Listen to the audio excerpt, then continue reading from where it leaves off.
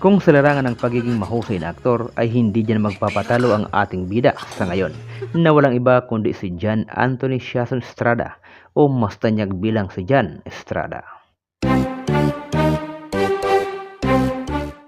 Si John ay isang mahusay na ahente ng dalawang higanting network sa ating bansa, ang GMA at ABS-CBN.